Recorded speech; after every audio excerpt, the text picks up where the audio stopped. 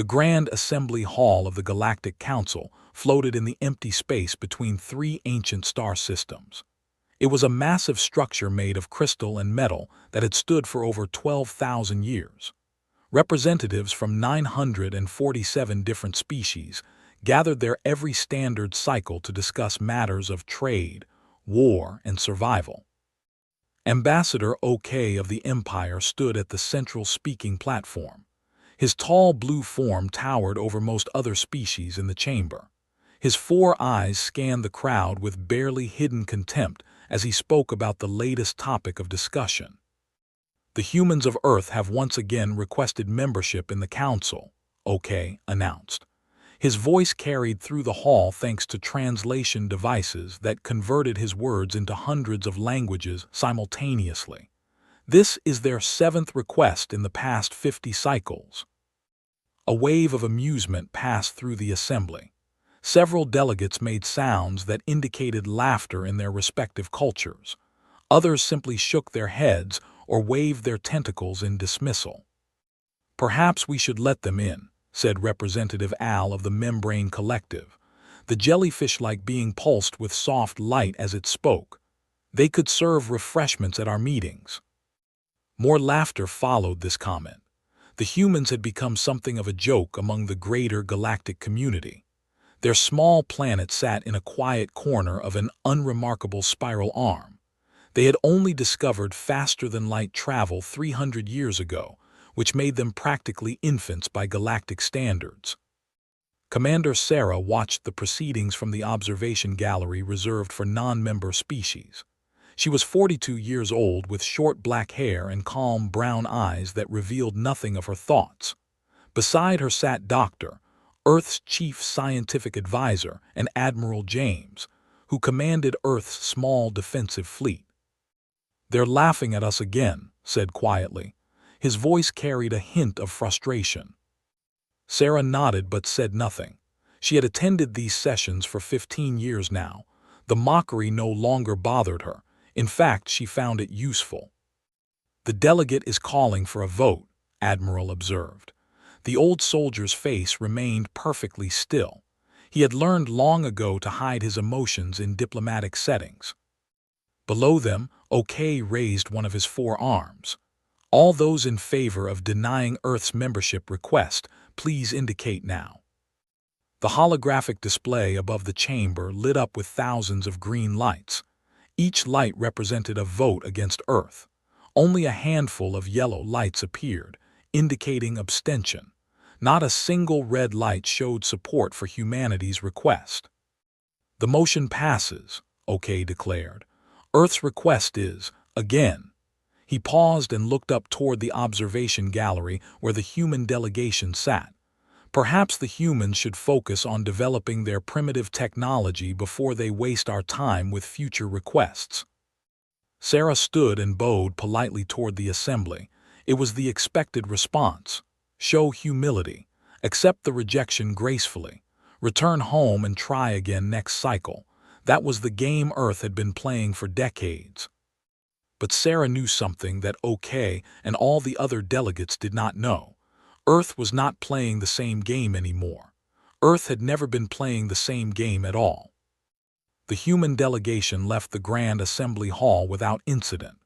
They boarded their small transport ship, a vessel that the other species considered barely functional. It had outdated engines, minimal weapons, and shields that would fail against any serious attack. At least, that was what the specifications showed.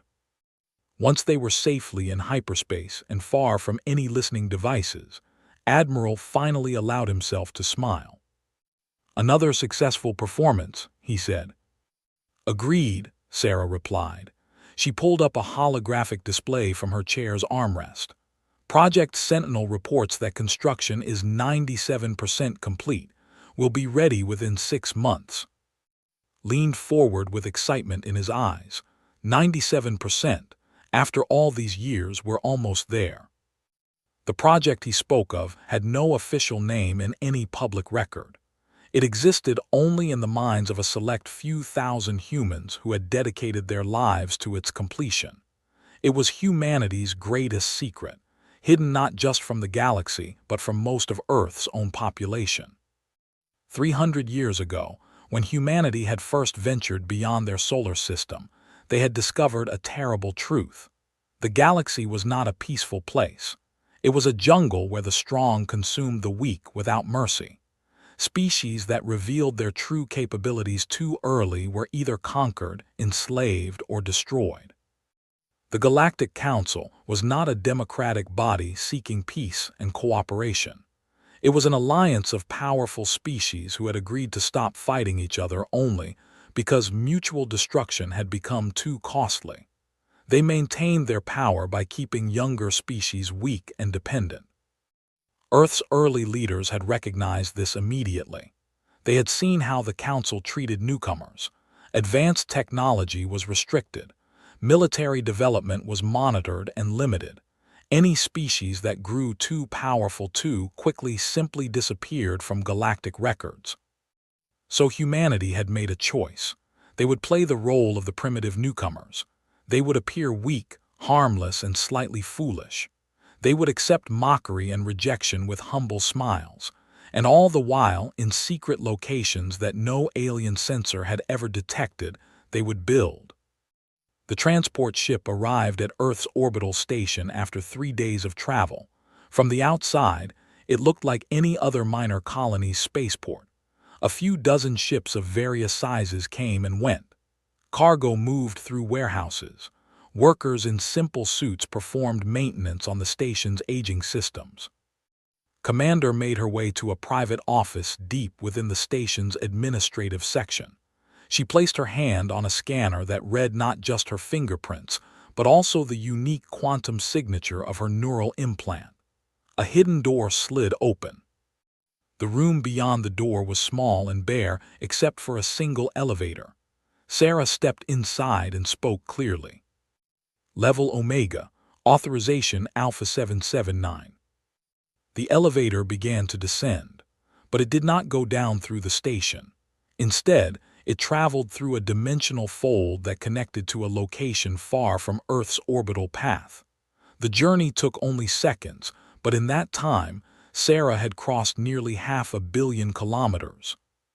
The doors opened onto a vast construction bay carved into the heart of a captured asteroid.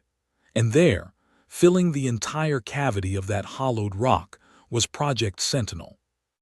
The ship was enormous beyond anything the galaxy had ever seen.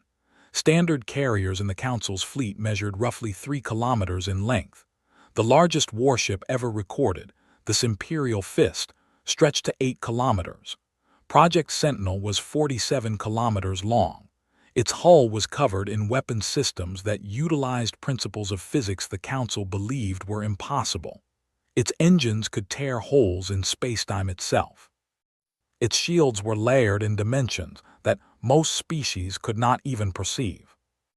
Admiral was waiting for her near the observation deck that overlooked the ship's main body.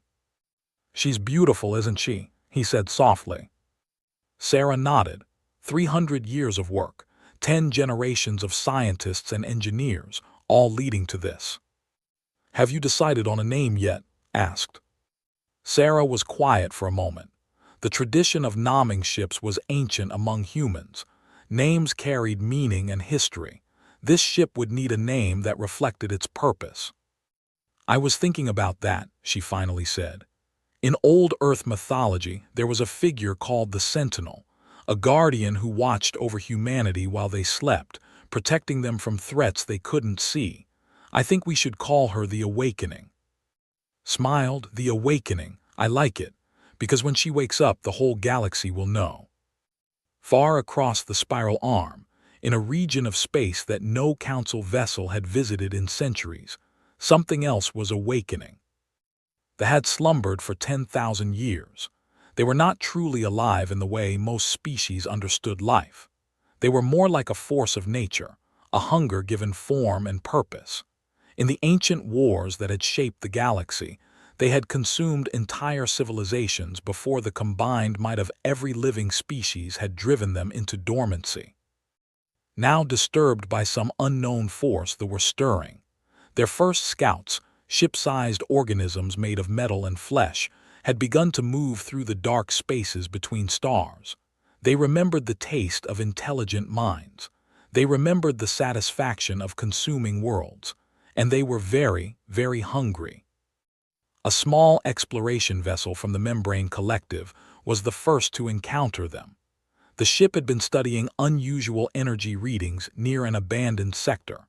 When the scout appeared, the crew had only seconds to send a distress signal before their vessel was torn apart and consumed. The signal reached Council space 3 days later.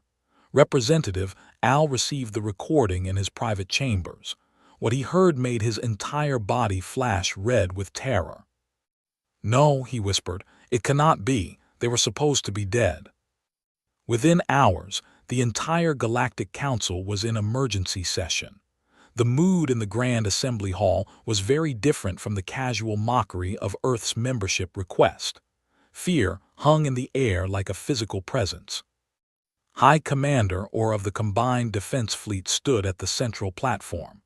He was an ancient warrior who had seen more battles than most species had recorded in their histories. Even he looked shaken. "Our long-range sensors have confirmed the worst," announced. "They are awake. We have detected at least 47 distinct signatures moving toward populated space. Based on our historical records, each signature represents a hive ship capable of consuming an entire star system." Panic rippled through the assembly. Delegates shouted questions and demands. Some species began transmitting emergency evacuation orders to their.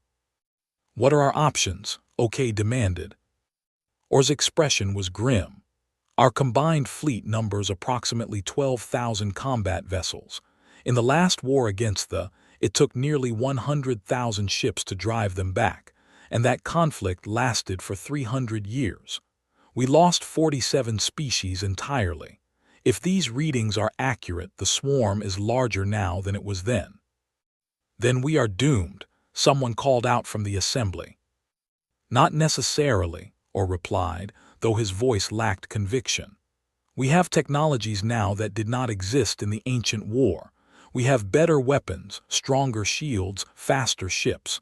Perhaps we can hold them at the outer colonies until we develop new strategies." But everyone in the chamber knew the truth. They were coming, and there was nothing the Council could do to stop them. The galaxy as they knew it would soon end. In the observation gallery, 3 human representatives watched the chaos below. Earth had not been invited to the emergency session, but Commander had certain methods of observing events when she needed to. They said quietly, "I've read about them in the ancient archives. They're worse than anything the Council has faced in." Admiral studied the tactical display that Or had projected. 47 hive ships, each one capable of consuming a star system, and the Council fleet can barely scratch them. Sarah stood very still, processing what she had seen. The timeline had just changed. Project Sentinel was 6 months from completion, but humanity might not have 6 months anymore. "We need to accelerate the schedule," she said finally. "Is that possible?" asked. "It will have to be. Contact Director at the construction site. Tell her we need the Awakening operational in 60 days. Looked at her sharply. 60 days, that's impossible. The weapon systems alone need another 4 months of calibration. Then we'll calibrate them in flight. They won't wait for our convenience." Sarah turned away from the observation window. "And contact the other human settlements, all of them. It's time to end the game." Earth maintained dozens of colony worlds, or so the Council believed. In reality, the number was much higher. Hidden stations, underground bases, and pocket dimensions scattered across the galaxy held millions of humans who had never appeared in any census report. These were the workers and soldiers and scientists who had spent their lives preparing for a moment that many believed would never come.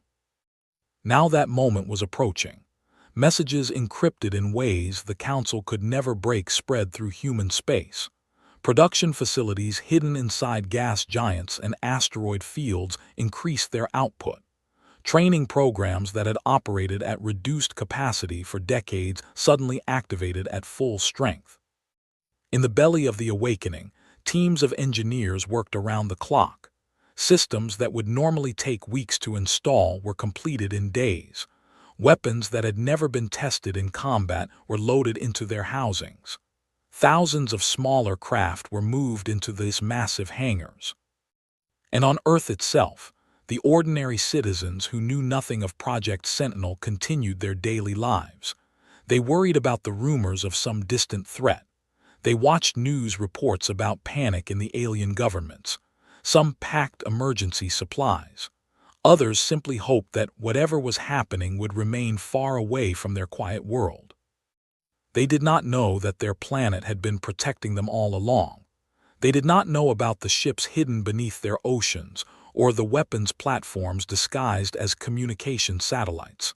They did not know that humanity had been waiting, preparing, for 300 years. But they would learn soon enough. Because they were coming. The galaxy was about to face extinction, and Earth was finally ready to show everyone what humanity had been hiding all along. The awakening would soon live up to its name, and when it emerged from the shadows, nothing in the universe would ever be the same again. Commander Sarah stood on the bridge of the partially completed and looked out at the stars. She thought about her grandmother, who had worked on this project 50 years ago.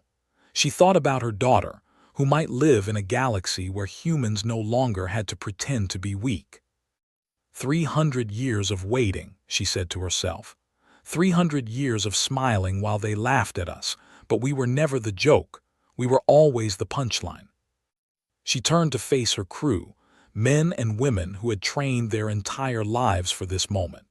They looked back at her with determination in their eyes.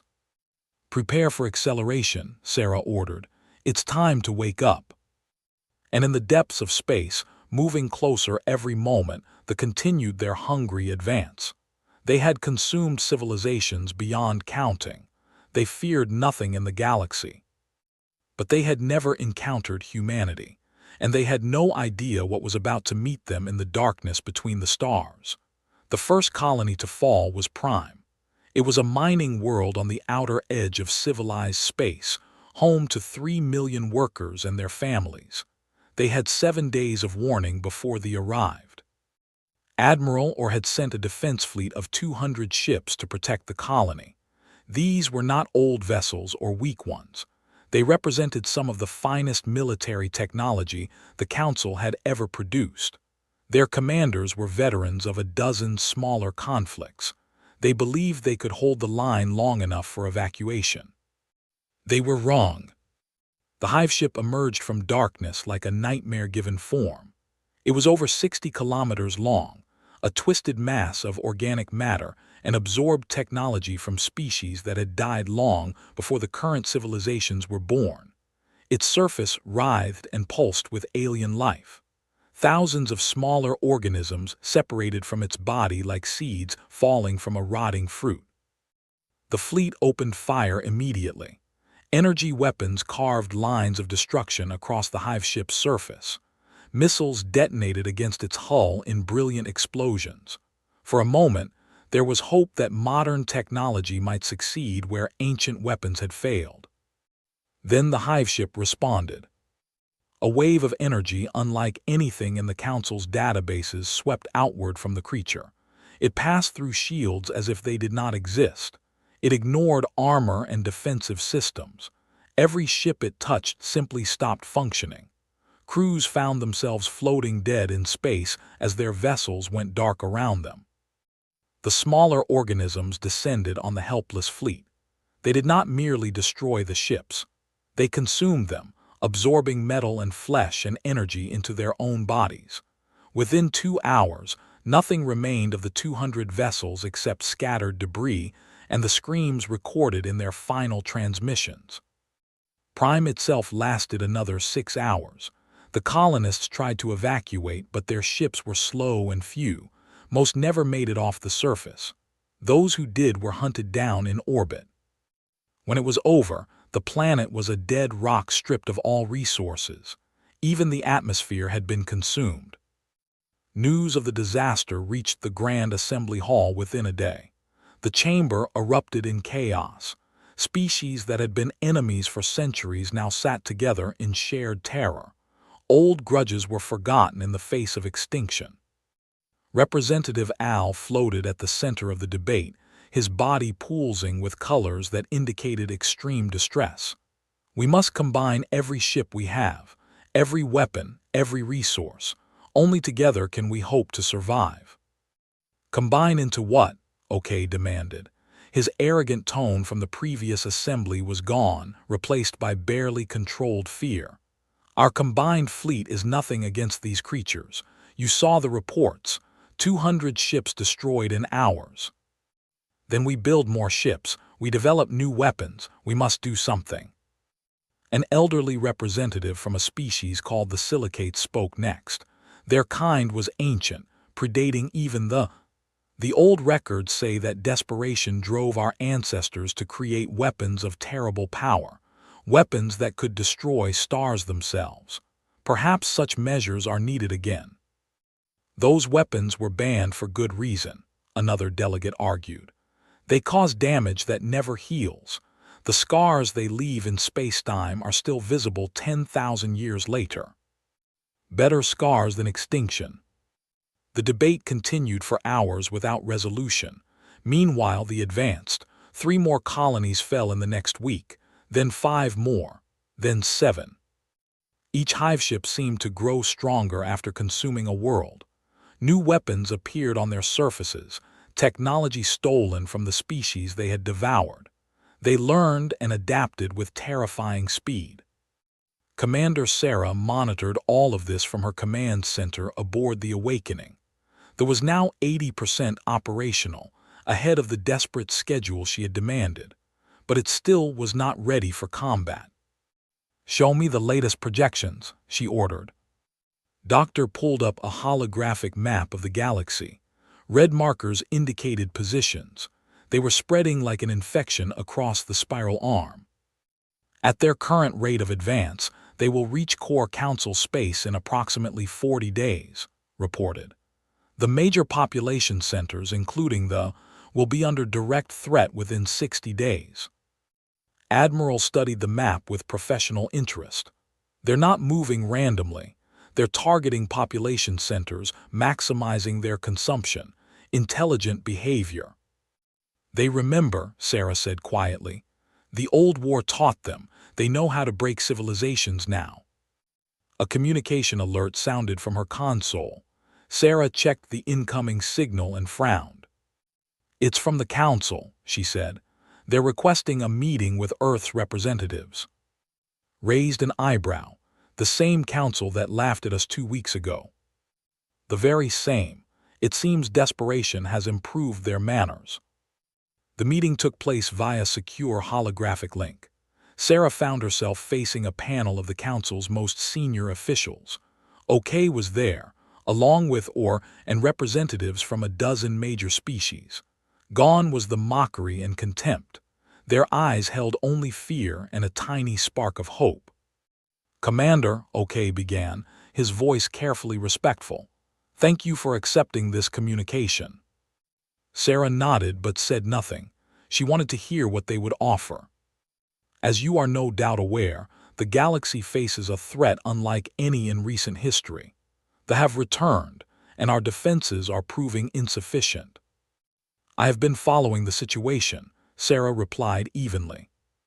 "Then you understand that extraordinary measures are needed. The Council has voted to offer Earth full membership, effective immediately. All restrictions on your technology and military development will be lifted. In exchange, we ask that humanity contribute whatever forces you can spare to the defense effort." It was an unprecedented offer. Species typically waited centuries for full council membership, but Sarah knew it was not generosity that motivated them. It was desperation. "That is a generous offer," she said, "but I am curious. 2 weeks ago your assembly called Earth primitive and laughed at our technology. What has changed?" OK shifted uncomfortably. "We may have underestimated certain aspects of Earth's capabilities." May have. Admiral or spoke up, cutting through the diplomatic dancing. Let us speak plainly, Commander. Our intelligence services have noticed certain anomalies regarding Earth that we previously ignored. Energy signatures that don't match your official technology. Communications that use encryption we cannot break. Ships that seem to move faster than their specifications allow.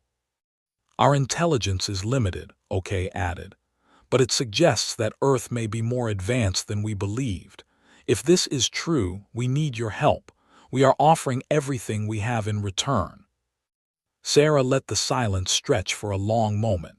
She thought about 300 years of hiding, 300 years of accepting mockery while humanity prepared in secret. Part of her wanted to refuse, to let the council face the consequences of their arrogance alone. But that was not why humanity had built the awakening. They had built it to protect, not to punish. I will take your offer to my government, she finally said. You will have our answer within 7 days. The holographic link ended, leaving Sarah alone with her thoughts, and joined her a moment later. Well said, that was unexpected. Not really, replied. When you're drowning, you'll grab any hand that reaches for you, even if it belongs to someone you once kicked. Sarah turned to face her colleagues. Contact Director. I need a complete status report on the awakening by tomorrow morning, and reach out to our people on the hidden colonies. It's time to start bringing everything together. Are we really going to help them? Asked, after everything they've done. We're going to help everyone, Sarah said. That's why we built what we built. The Council made themselves our enemies, but they are the enemy of all life. We cannot let old grudges doom the galaxy.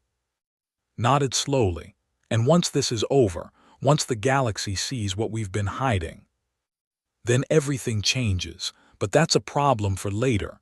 Right now, we have a war to prepare for. Deep within the awakening, Director received the orders and began pushing her teams even harder. The ship's massive frame echoed with the sounds of construction as thousands of workers labored around the clock. The weapons systems were the priority. The awakening carried armaments that used principles of physics the Council had declared impossible. Gravity manipulation devices that could crush matter into singularities. Energy projectors that drew power directly from the fabric of space-time. Missiles that phased through normal reality, making them impossible to intercept. Each system required careful calibration. A mistake could destroy the ship from within. But there was no time for the slow, careful approach that safety demanded. We're pushing the reactors beyond their tested limits, Chief Engineer reported during a status meeting. If we're wrong about the calculations, we could create a feedback loop that would vaporize everything within 1,000,000 kilometers. What are the odds? Asked. About 3% chance of catastrophic failure. Considered this for a moment. 3% is acceptable. Continue the acceleration. Nodded and returned to his work. He understood the stakes. Everyone aboard the awakening understood. They were racing against extinction itself. Across human space, similar scenes played out at dozens of hidden facilities. Shipyards that had operated in secret for generations now produced vessels at maximum capacity. Training bases activated their reserve populations, calling up soldiers who had spent their lives preparing for a war they hoped would never come. The scale of humanity's hidden military was staggering. While the Council believed Earth possessed perhaps 50 combat vessels, the true number was closer to 3,000. Each ship was smaller than the Awakening but far more advanced than anything in Council space. And there were other weapons too. Things that humanity had hoped never to use. Things that made even the banned star-killing devices of the ancient wars look primitive. 7 days after the Council's offer, Commander requested another holographic meeting. This time, she had company. Admiral stood at her side, along with 4 other officers the Council had never seen before. We have considered your offer, Sarah began. Earth accepts full Council membership and the lifting of all technological restrictions. Relief washed across the faces of the council representatives. OK actually smiled. In return, Sarah continued, we will contribute our full military capability to the defense effort. Your full capability, or asked, how many ships can Earth provide? Sarah exchanged a glance with before answering. Before I answer that question, I need to inform the Council of certain facts that have been previously concealed. The relief on the Council's faces turned to confusion. For the past 300 years, Earth has deliberately misrepresented its technological and military development to the galactic community. We did this for survival. We observed how the Council treats species that grow too powerful too quickly, and we chose to hide our true capabilities rather than risk destruction. OK's expression darkened. You deceived us. We protected ourselves. There is a difference. Sarah straightened her shoulders. The truth is that Earth's technology is significantly more advanced than we have shown. Our population is larger. Our military is stronger, and we have resources that the Council never suspected. How much stronger, or demanded? His military mind was already calculating possibilities. In 3 days, we will demonstrate. I am sending coordinates for a location in empty space where the Council can observe without risk. Bring your sensor equipment. Bring witnesses. What you see will answer your questions. The meeting ended with the Council in confused uproar. Sarah did not wait for their response. She had preparations to make. The next 3 days were the longest of her life. Final systems came online aboard the Awakening. Test flights of the smaller craft filled the hidden shipyards. Messages coordinated the timing across human space. When the appointed hour arrived, Sarah stood on the bridge of the Awakening alongside her command crew. The ship had been moved to the demonstration coordinates through a series of dimensional folds that left no trail for any sensor to follow. The Council observation fleet has arrived, communications officer reported. 47 vessels from 23 species. They're scanning the area. Let them scan, Sarah said. They won't find us until we want to be found. She looked around the bridge at her officers. These men and women represented the best humanity had to offer. They had trained their entire lives for this moment. Many of them would not survive the war to come, but all of them understood why they were here. 300 years ago, Sarah said, speaking loud enough for the entire bridge crew to hear, our ancestors made a choice. They chose to hide our strength so that we could grow in peace. They endured mockery and dismissal so that future generations could survive. She paused, letting her words sink in. Today we honor their sacrifice. Today we show the galaxy what humanity has become. Today we reveal the Awakening. She turned to her navigation officer. Drop the dimensional cloak, full power to all systems, let them see us. Reality rippled around the Awakening as the ship emerged from its hidden state. One moment, the Council fleet was scanning empty space. The next, they found themselves facing the largest vessel any living being had ever seen. 47 kilometers of gleaming metal and impossible technology hung in the void before them. The Awakening's hull caught starlight and reflected it like a mirror. Its weapons arrays hummed with contained power. Its engines pulsed with energies that Council sensors could not even classify. For a long moment, no one spoke. No one moved. Across 47 ships and 23 species, every being simply stared at what they were seeing. Then slowly, the realization began to spread. Earth had been hiding something beyond their worst fears or greatest hopes. Humanity was not a primitive species to be laughed at and dismissed. Humanity was something else entirely. And now, with the advancing and the galaxy facing extinction, that hidden giant had finally opened its eyes. The silence that descended across the Council fleet would spread across the entire galaxy in the days to come. It was the silence of a universe that had suddenly discovered it, did not understand itself as well as it had believed. And it was only the beginning. The Council observation fleet drifted in space, their crews frozen in shock at what hung before them. Sensor systems across all 47 ships struggled to process data that contradicted everything their operators believed possible. Admiral Orr stood on the bridge of his flagship, the Eternal Victory, staring at the holographic display that showed the awakening in full detail. His 4 eyes blinked repeatedly as his mind tried to accept what he was seeing. "That ship," he said slowly, "is larger than our largest station." His tactical officer, a young named L, worked frantically at his console. "Sir, the energy readings they don't make sense. The power output we're detecting would require antimatter reactors the size of small moons, but our scans show no such systems aboard." "Then where is the power coming from?" L shook his head helplessly. "Unknown, sir. The technology is beyond anything in our databases." Similar conversations were happening across the entire observation fleet. Scientists and military officers from 24 species all reached the same conclusion. The ship before them should not exist according to their understanding of physics. Yet there it was, undeniable and impossible.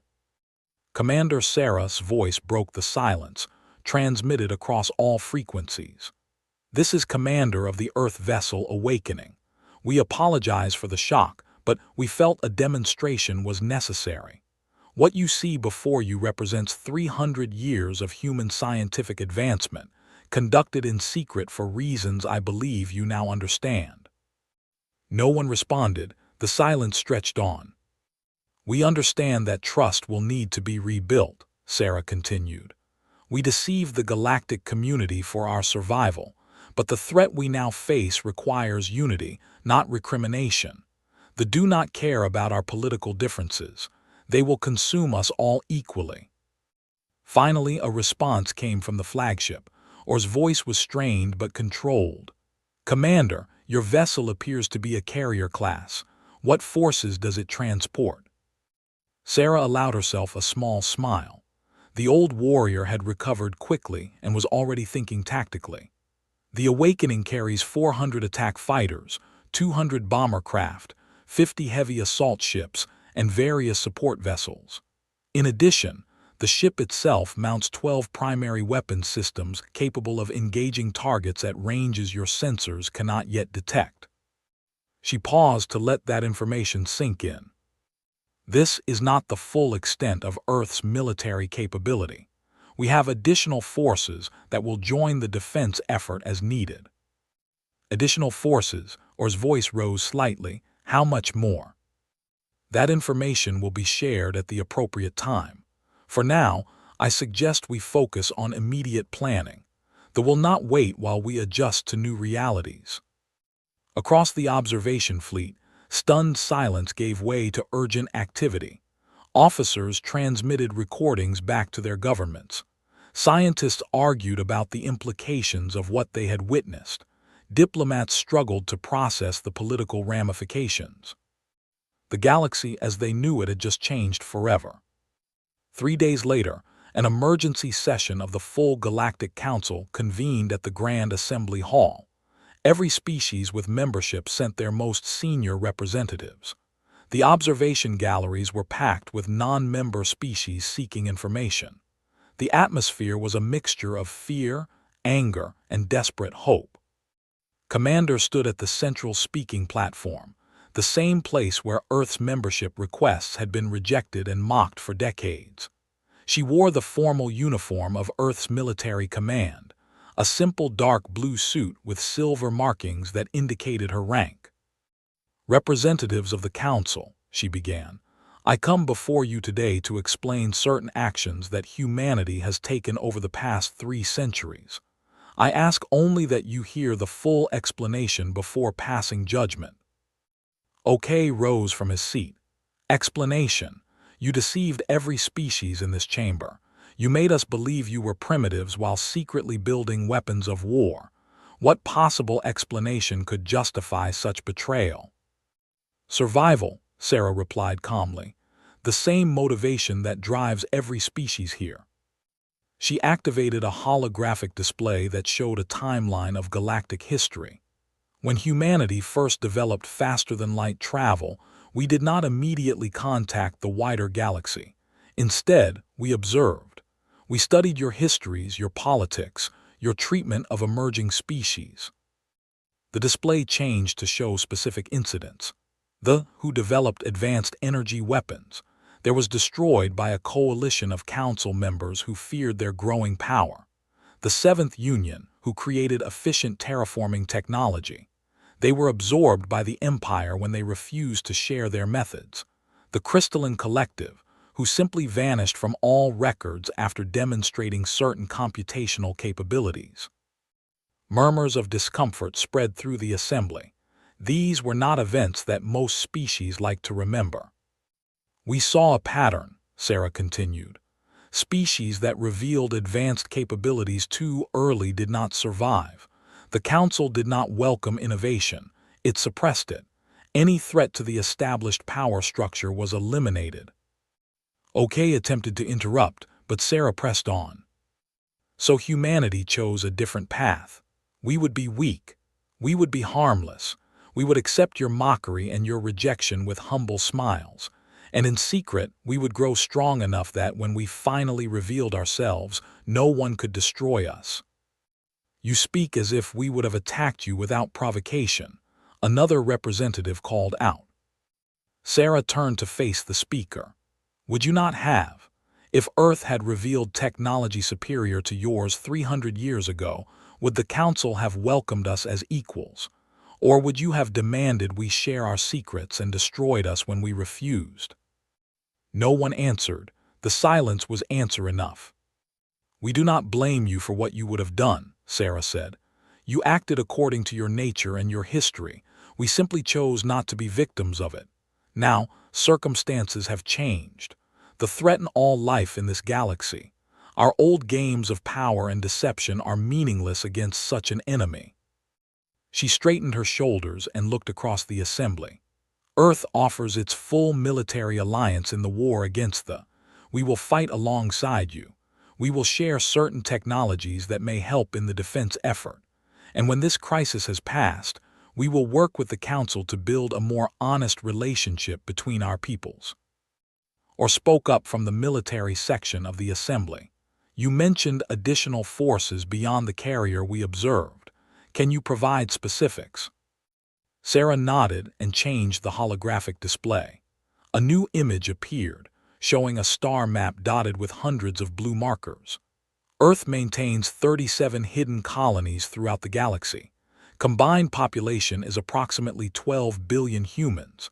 Our total military force includes the Awakening, 3,200 smaller combat vessels, and various support and logistics ships. The chamber erupted in noise. 3,000 ships was more than the combined fleets of most species in the Council. For a species that had been dismissed as primitives, it was an impossible number. These forces are already mobilizing, Sarah continued once the noise subsided. They will arrive at defensive positions within 2 weeks. The Awakening itself is prepared to engage forces immediately, once command coordination is established. Representative Al of the Membrane Collective floated forward. This is considerable force, Commander, but the destroyed 200 of our ships in hours. What makes you believe your vessels will fare better? A fair question. Sarah pulled up technical specifications on the display. Our ships utilize weapons and defensive systems based on physics principles that the Council has not developed. I will not claim that we are invincible, but our weapons are designed specifically for targets that conventional armaments cannot harm. She showed imagery from long-range observation of hive ships. The organic vessels regenerate damage faster than conventional weapons can inflict it. Our primary weapons operate on principles that prevent regeneration at the subatomic level. Additionally, our shields function in dimensional layers that the energy waves cannot penetrate. You know this for certain, or asked? We know it in theory. Actual combat will be the true test, but our scientists have studied them extensively using long-range observation. We believe our technology gives us a significant advantage. The assembly continued for hours. Questions were asked and answered. Accusations were made and addressed. Gradually, the anger in the chamber gave way to something closer to hope. Earth was not a savior. The war against them would still be brutal and costly. But for the first time since the ancient enemy had awakened, the galaxy had reason to believe survival was possible. When the formal session ended, Sarah found herself surrounded by representatives seeking private conversations. She handled each one with patience and diplomatic skill. Admiral or was the last to approach her. The old warrior studied her face with his 4 eyes, searching for something. 300 years, he said quietly. Your ancestors began this deception before my great-grandfather was born. You played a game across generations. That requires patience beyond anything I have encountered. Sarah nodded. Humanity can be patient when survival requires it. We can also be decisive when the moment demands action. I see that, or paused. I commanded forces that mocked your ships. I dismissed Earth as irrelevant in countless strategic assessments. I was wrong. You saw what we wanted you to see. There is no shame in being deceived when the deception was crafted specifically for you. The old admiral almost smiled. Perhaps, but I find myself wondering what else humanity might be hiding. What other surprises are you keeping for the appropriate moment? Sarah met his gaze steadily. Some secrets must remain secrets, Admiral, but I promise you this. When humanity commits to an alliance, we honor it. They are the enemy of all life. Until they are defeated, Earth's full strength is at your command. Or considered this for a long moment. Then he extended one of his 4 hands in a gesture that crossed species boundaries. Then let us make war together, Commander, and may our enemies learn to regret awakening. Sarah clasped his hand firmly, agreed. 2 weeks later, the combined fleet gathered at Rally Point Omega, a position in empty space chosen for its strategic value. Ships from 49 species formed a defensive formation that stretched across 3 million kilometers. At the center of the formation floated the Awakening, dwarfing everything around it. Sarah stood on the bridge, watching the fleet assemble through the main. Ships of every design imaginable moved into position. Some were sleek and elegant. Others were massive and brutal. A few were so alien in construction that they seemed to defy logic itself. All units have reported in, communications officer announced. Total count is 11,418 combat vessels, plus support ships. Admiral studied the formation with professional appreciation. It's not enough. Against 47 hive ships, we need 3 times this number. Then we'll have to fight 3 times as hard, Sarah replied. Earth's additional forces are still in transit. They'll arrive within 3 days. And if they attack before then we hold the line with what we have. A warning chime sounded from the sensor station. Lieutenant Park, the sensor officer, looked up with alarm in her eyes. Commander, we're detecting emergent signatures. Multiple contacts at extreme range. How many? Park worked her console frantically. 17 distinct signatures. Configuration matches hive ships. Sarah felt her heartbeat quicken, but her voice remained steady. Time to intercept. At current speed, the force will reach our position in approximately 6 hours. 6 hours. Not enough time for reinforcements to arrive. Not enough time for the fleet to relocate to a better position.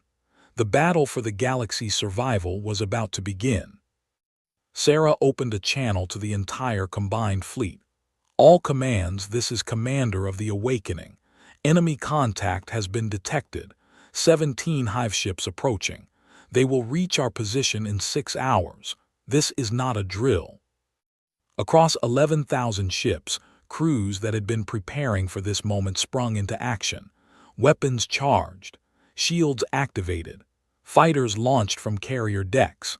The fleet transformed from a collection of vessels into a single fighting force. All small craft are to remain within shield coverage until my command, Sarah continued. Larger vessels will form the primary battle line. The awakening will take point position. We will be the tip of the spear. Orr's voice came over a private channel. Commander, if your ship is destroyed, we lose our most powerful weapon. If we hide behind the fleet, we lose the war. The awakening was built for this purpose, Admiral. Today, she fulfills her destiny. Sarah closed the channel and turned to her crew. These were the men and women who had trained for years to operate the most powerful vessel humanity had ever created. They looked back at her with determination and trust. You all know what's at stake, she said. Behind us are billions of lives across hundreds of worlds, species that have existed for, civilizations that took thousands of years to build. They want to consume all of it. Today, we teach them that some things cannot be eaten. She moved to her command chair and sat down. All stations report ready status. The bridge crew worked their consoles with practiced efficiency. One by one, system confirmations appeared on the main display. Weapons online, shields at maximum, engines ready for combat maneuvers. The awakening was fully operational for the first time in its existence, and in 6 hours, it would finally show the galaxy what humanity could truly do.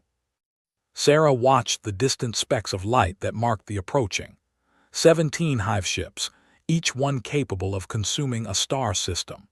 Each one containing billions of hungry organisms that knew only the drive to feed. 300 years of preparation, she said quietly. 300 years leading to this moment. She reached out and touched a control that activated the ship's internal communication system. Her words would be heard by every human aboard the awakening. All hands, this is the commander. The enemy is approaching. In 6 hours, we go to war. I want every system at 110%. I want every crew member at their best. We are the awakening. We are humanity's answer to the darkness. And today, we fight. Across the massive ship, her crew responded with cheers that echoed through corridors and chambers. The sound of human voices raised in defiance rang through the vessel that represented everything they had built and everything they believed in. The galaxy was watching. The Council species waited to see if Earth's promises were true. The advanced, confident in their hunger and their power. And at the center of it all, floating in the void between stars, the awakening prepared to fulfill the purpose for which it had been created. The silence that had fallen when the ship first revealed itself was about to be broken by the sound of war. The hive ships emerged from the darkness like hungry gods. 17 mountains of flesh and stolen metal, each one larger than most stations in Council space. Their surfaces writhed with constant motion as billions of organisms crawled across their skin. Commander Sarah watched them approach on the main. At maximum magnification, she could see details that turned her stomach. The hive ships were covered in the wreckage of consumed vessels, hull plates from warships, engine components from membrane collective transports, even what appeared to be living beings, partially absorbed and frozen in eternal agony on the ship's surfaces. Range to enemy force, she asked. Lieutenant Park checked her sensors. 400,000 kilometers and closing. They will be in our primary weapons range in 12 minutes. Signal the fleet. All vessels hold position until my command. Let them come to us. The waiting was the hardest part. Across the combined fleet, crews stood ready at their stations. Fingers hovered over firing controls. Eyes watched readouts and displays.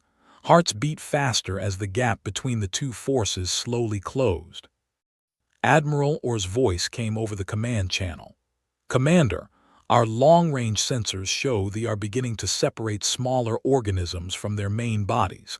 Estimated count is over 50,000 attack creatures. Sarah nodded. This matched the pattern from previous attacks. The smaller organisms would swarm enemy fleets while the hive ships moved in for the kill.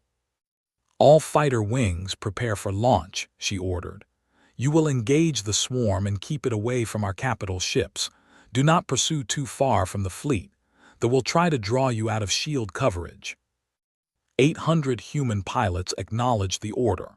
They sat in cockpits throughout the Awakening's vast hangar bays, ready to throw themselves against an enemy that had consumed civilizations. Every one of them knew the risks. Every one of them had volunteered anyway. The range counter continued to drop. 300,000 kilometers, 200,000. "Energy spike detected," Park called out. "Multiple hive ships are charging weapons." "Identify target." Park worked her console. "They're targeting our right flank." Sarah opened a channel to the commander. "Admiral, incoming fire directed at your position. Recommend evasive maneuvers." The Admiral's response was proud. "Do not run, Commander." Before Sarah could respond, they opened fire. 17 beams of sickly green energy lanced across space, converging on the formation. The same energy wave that had disabled entire fleets in previous battles now struck the combined forces' strongest warships. For a terrible moment, nothing seemed to happen. Then, one by one, the vessels went dark. 37 ships, including Admiral's flagship, simply stopped functioning. Their lights went out. Their engines died. They drifted, helpless and silent. Gasps of horror echoed through communication channels across the fleet.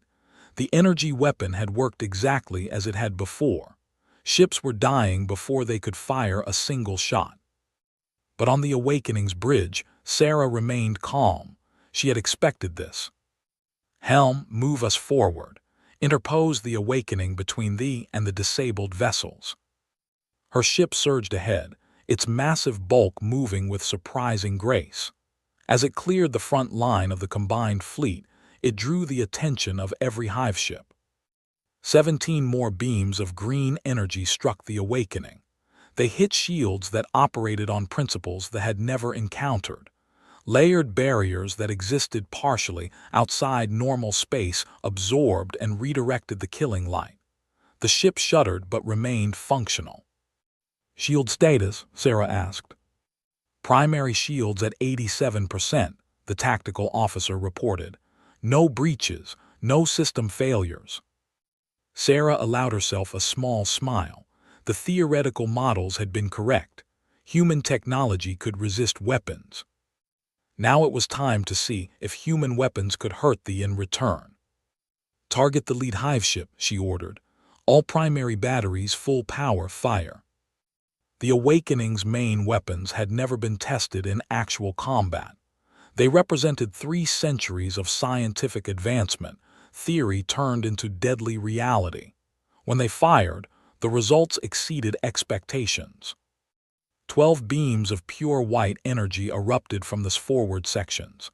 They crossed the gap between the fleets in an instant, striking the lead hive ship with surgical precision. Where the beams hit, matter ceased to exist, not destroyed or burned or vaporized, simply erased from reality. The lead hive ship screamed. It was a sound that should have been impossible in the vacuum of space, but the Awakening sensors detected it nonetheless. A psychic cry of pain and rage that echoed through the minds of every being in both fleets. A section of the hive ship, nearly 3 kilometers wide, had been removed, and unlike previous damage that had suffered, this wound did not regenerate. The edges of the hole were clean and unchanging. The reality-altering nature of the attack prevented any repair. "Direct hit," Park confirmed. "Target shows significant damage, no regeneration detected." Cheers erupted across the Awakening. On the bridge, officers exchanged looks of triumph and relief. The weapons worked. "Signal all Earth forces," Sarah ordered. "Begin full engagement. Show them what we can do." Throughout the combined fleet, human vessels that had been hidden among their allies revealed their true capabilities. Destroyers that appeared obsolete suddenly matched the acceleration of the fastest fighters. Cruisers that seemed lightly armed deployed weapons arrays that had been concealed within their hulls. 3,000 human ships, all of them far more advanced than their appearances suggested, surged forward to engage the battle that followed was unlike anything the galaxy had witnessed in 10,000 years. Human fighters dove into the swarm of organisms, their weapons cutting through the alien creatures with devastating efficiency. Where Council weapons had struggled to kill the rapidly regenerating monsters, human technology left wounds that could not heal. Wing Commander Jackson led his squadron through the heart of the swarm. His fighter twisted and turned, avoiding grasping tendrils and snapping jaws. Each pull of his trigger sent another creature tumbling into the void, its internal structures disrupted beyond repair. "Remember your training," he called to his pilots. "Short bursts, precise targeting. Don't waste energy on dead shots."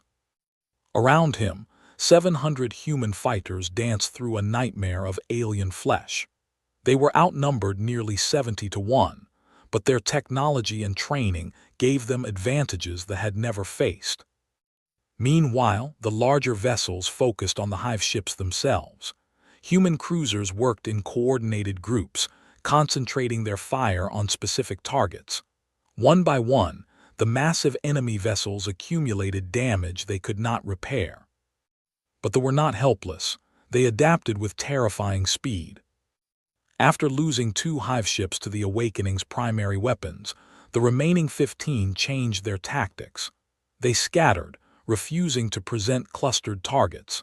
They began moving more erratically, making precision shots difficult, and they focused their attacks on the smaller human vessels rather than the they could not harm. Human ships began to die. The destroyer Relentless took a direct hit from 3 hive ships simultaneously. Its shields, advanced as they were, could not withstand the combined assault. The ship broke apart, its crew of 400 dying in an instant. The cruiser Defiance lasted longer, its captain fighting desperately to keep his vessel alive. He destroyed 2 swarm creatures for every hit his ship took, but eventually, the damage accumulated beyond repair. The Defiance went down with all hands, taking one final swarm of enemies with it. Sarah watched the casualty reports scroll across her display. Each name was someone who had dedicated their life to this moment. Each loss was a wound that would take years to heal. But she could not afford to mourn now. The battle was far from over. "Status of the vessels?" she asked. "Still disabled," Park reported, "but some are showing signs of power returning.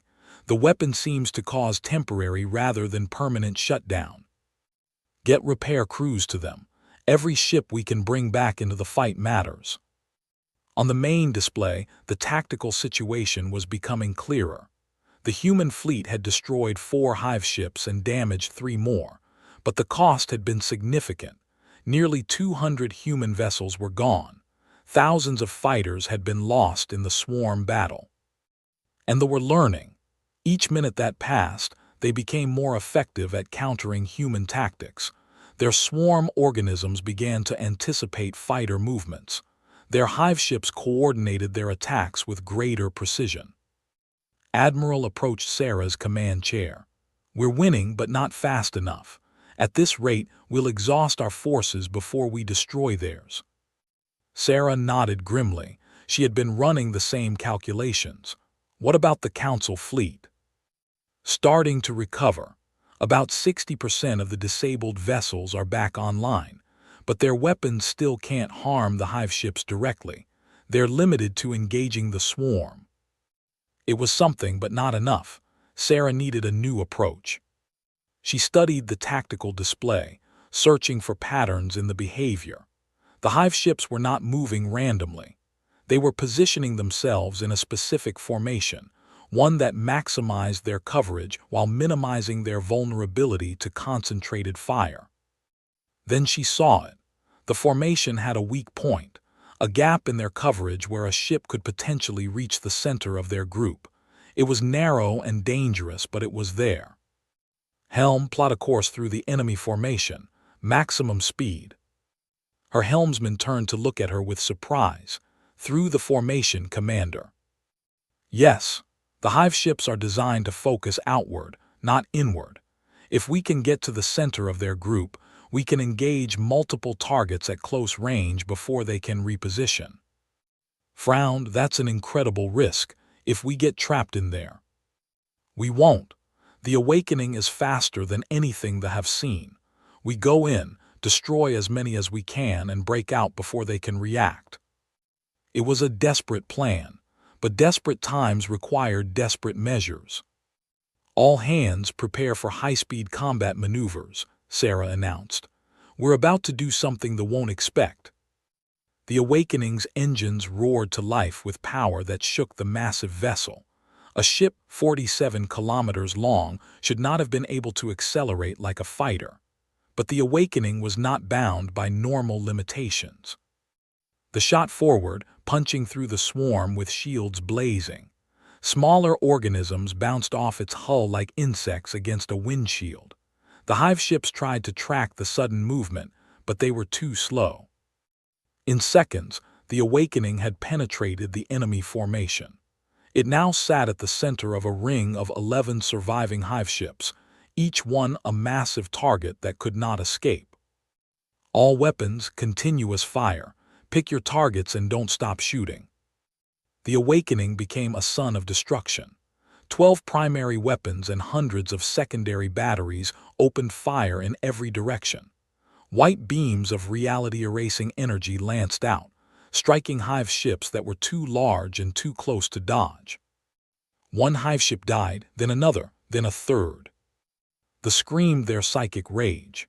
They tried to concentrate their fire on the ship in their midst, but the Awakening's shields held. They tried to crush the vessel with their superior numbers, but every time they closed in, they exposed themselves to devastating counterfire. 4 more hive ships fell, 7 remained. Then they did something no one expected. The 7 surviving hive ships began to move toward each other. Their organic surfaces reached out, connecting, merging. Within minutes, what had been 7 separate vessels became one. The combined hive ship was over 400 kilometers long. It was a living thing of impossible size, a moon of hungry flesh and stolen technology. "Oh God," someone on the bridge whispered. The merged hive ship did not attack immediately. It seemed to be stabilizing, integrating the different parts into a single whole. But Sarah knew they had only minutes before this new abomination turned its full attention on them. "All ships concentrate fire on the merged target," she ordered. "Everything we have." Human and council vessels alike opened fire. Thousands of weapons hammered at the monstrous creature. Human reality erasers carved wounds in its surface. Council weapons, less effective but still adding to the assault, blasted away at exposed sections. The merged hive ship shuddered under the assault. Pieces broke away. Whole sections died.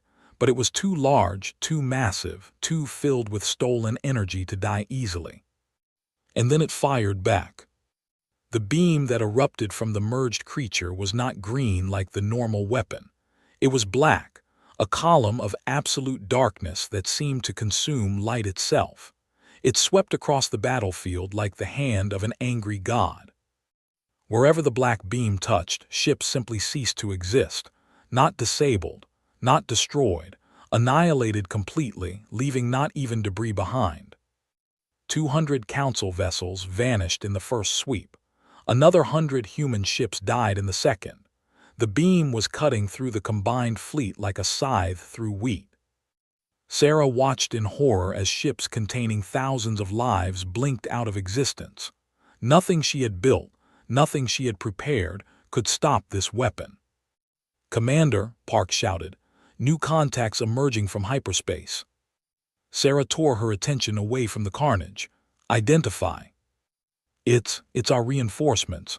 Earth's secondary fleet has arrived." On the tactical display, over 2,000 new icons appeared. Human ships that had been racing from hidden bases across the galaxy had finally reached the battle. They emerged from hyperspace behind the merged hive ship, positioning themselves perfectly for an assault on the creature's undefended rear. Leading the reinforcement fleet was a ship that made even the Awakening look small. It was Earth's second, the Prometheus, a vessel that had been under construction for 50 years and had only become operational 3 days ago. "Commander," a new voice came over the communication channel. "This is Admiral of the Prometheus. We apologize for the delay. Traffic was terrible." Despite everything, Sarah found herself laughing. "Better late than never, Admiral. Please say hello to our large friend." "With pleasure." The Prometheus and its accompanying fleet opened fire on the merged hive ship's rear sections. The creature, focused on destroying the original fleet, could not respond quickly enough. Thousands of weapons struck it from behind, finding vulnerable areas that its merger had created. The merged hive ship tried to bring its black beam to bear on the new threat. But in doing so, it exposed its front to the Awakening and the surviving vessels of the original fleet. Caught between two forces, the monstrous creature finally began to die. Pieces the size of cities broke away and tumbled into space. Its scream of rage and pain echoed through the minds of every being within light years. It took another hour, but eventually the merged hive ship fell silent. Its vast bulk hung in space, dark and dead, a monument to the battle that had raged around it. They had been defeated, at tremendous cost, but defeated nonetheless. Commander Sarah slumped in her chair, exhaustion washing over her. Around her, the bridge crew was silent, processing what they had just survived. The displays showed the aftermath. Of the 11,000 ships that had started the battle, fewer than 4,000 remained functional. Hundreds of thousands of beings had died, from dozens of species. The price of victory had been higher than anyone had imagined. But they had won. The swarm in this sector had been destroyed. The galaxy had proven that it could stand against the ancient enemy and survive. Sarah opened a channel to the entire surviving fleet. "This is Commander, the battle is over, we have won." She paused, thinking of all the lives lost, all the ships destroyed, all the families that would grieve. But this is not the end. More exist elsewhere in the galaxy. They will come for us again. Today we proved that they can be beaten.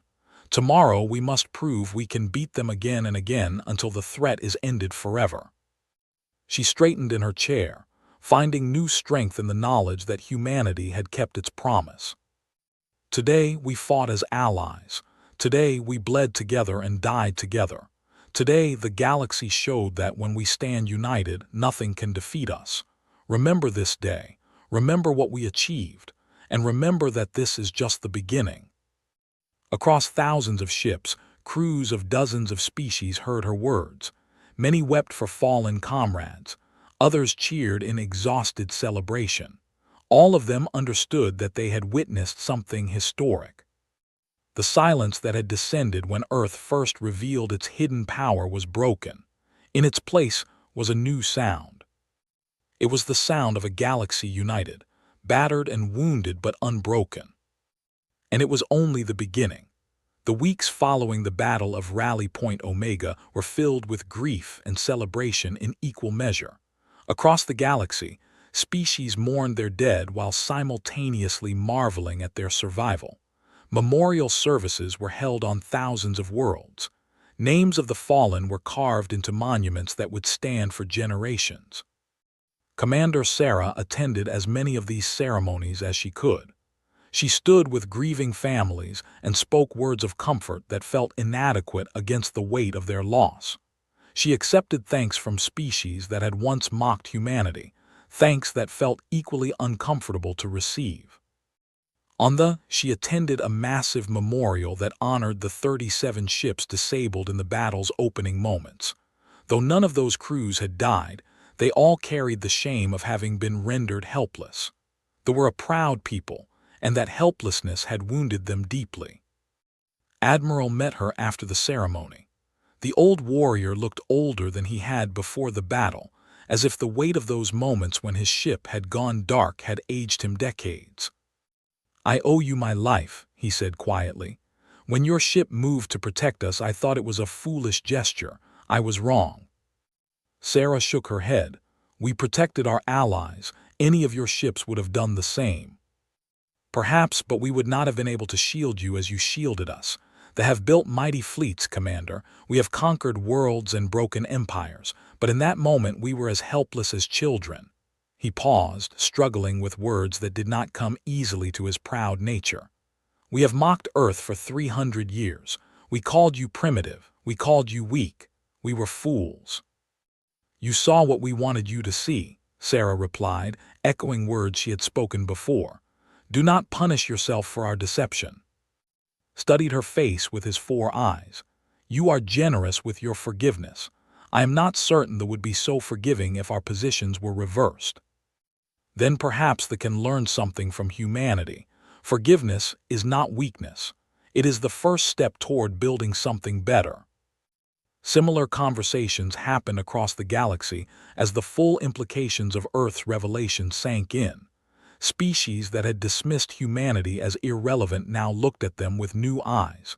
Some felt gratitude, others felt fear. A few felt anger at having been deceived for so long.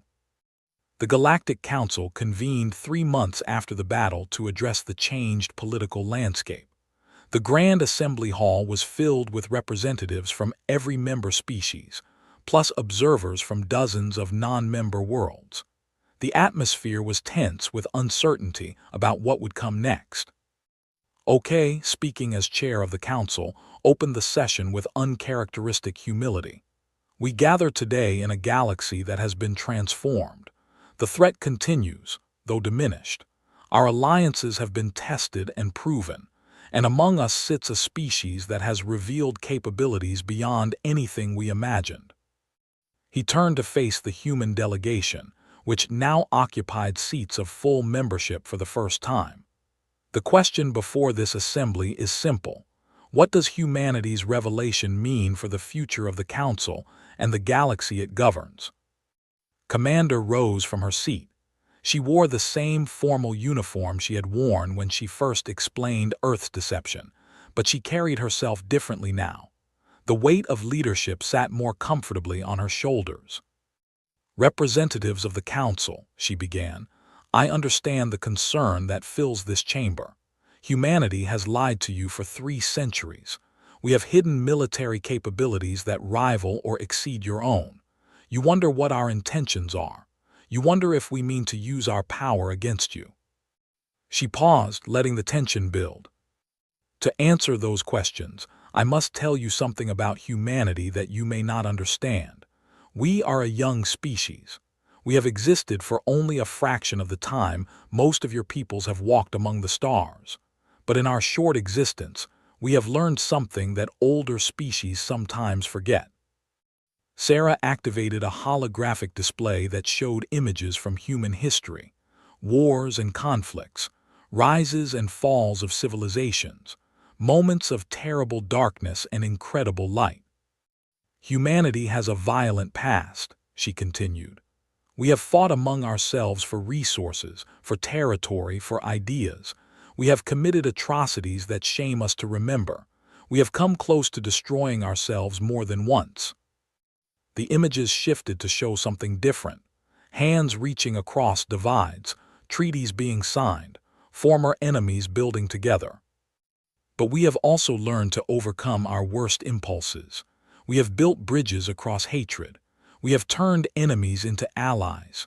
We have discovered that cooperation, though harder than conflict, creates something more lasting. She turned to face the assembled representatives directly.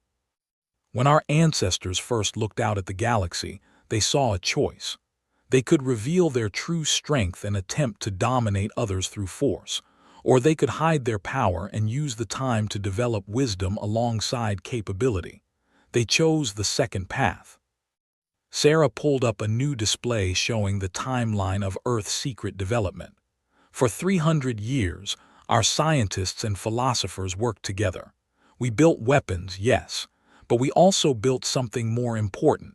We built a philosophy of how power should be used. And what philosophy is that? Representative Al asked. That power exists to protect, not to dominate. That strength means nothing without the wisdom to use it justly. That the true measure of a civilization is not what it can destroy, but what it can create. Sarah took a deep breath before continuing. Humanity has no interest in ruling the galaxy. We have no desire to replace one hierarchy of powerful species with another. What we want is something simpler. We want a galaxy where every species can develop according to its own nature, where innovation is celebrated rather than feared, where younger civilizations are mentored rather than suppressed. She gestured toward the window that showed the stars beyond the assembly hall. They are still out there. Our victory at Rally Point Omega destroyed one swarm, but intelligence suggests others exist in distant regions. The threat to all life in the galaxy is not over. It may never be truly over. We face this threat better together than apart. The battle proved that. Human technology saved lives, but so did courage and membrane collective sacrifice. Each species brought something essential to the fight. That is how it should always be. Sarah returned her attention to the assembly. I propose a new charter for the Council, one that enshrines the principle of equality among species, one that prevents more powerful civilizations from suppressing weaker ones, one that creates a true alliance where every voice matters and every contribution is valued. The chamber erupted in discussion. Some representatives were enthusiastic about the proposal, others were suspicious. A few, particularly those from species that had benefited most from the old order, were openly hostile. OK called for order and turned to Sarah. Commander, what you propose would fundamentally transform the Council. Such changes cannot be made quickly or easily. I understand, Sarah replied. Humanity is patient. We waited 300 years for the right moment to reveal ourselves. We can wait for the galaxy to accept a new way of existing together, but the offer is genuine and it stands. Over the following months, intense negotiations reshaped the political landscape of the galaxy. The new charter Sarah had proposed went through hundreds of revisions as species argued over details and principles. Progress was slow, frustrating, and occasionally seemed impossible. But it continued. Meanwhile, the war against the expanded. Intelligence gathered from the defeated swarm revealed the locations of other hive concentrations scattered across the galaxy. Combined fleets, now operating with unprecedented coordination, launched campaigns to neutralize these threats before they could grow. The Awakening and Prometheus led many of these campaigns. Human technology proved decisive in battle after battle, but increasingly, it was the combined strength of multiple species that achieved victory. Council vessels that had once been useless against the were equipped with human weapon systems. Training programs taught tactics that worked against the alien biology. The alliance grew stronger with each engagement. 2 years after the Battle of Rally Point Omega, the Galactic Council a new charter. The document enshrined principles that would have been unthinkable just years before. Equality among species regardless of technological development, protection for emerging civilizations, free exchange of scientific knowledge with appropriate safeguards. It was not perfect. No document created by committee ever could be, but it represented something new, a commitment to cooperation that went beyond mere alliance against a common enemy. Commander Sarah stood at the signing ceremony, watching representatives from over 1,000 species add their marks to the charter. The process took hours, but she did not mind. Each signature represented a choice, a species choosing to be part of something larger than itself. When the last signature was complete, OK approached her. The ambassador had changed over the past 2 years. His arrogance had mellowed into something closer to confidence. His contempt for lesser species had transformed into something approaching respect. It is done, he said. A new era begins.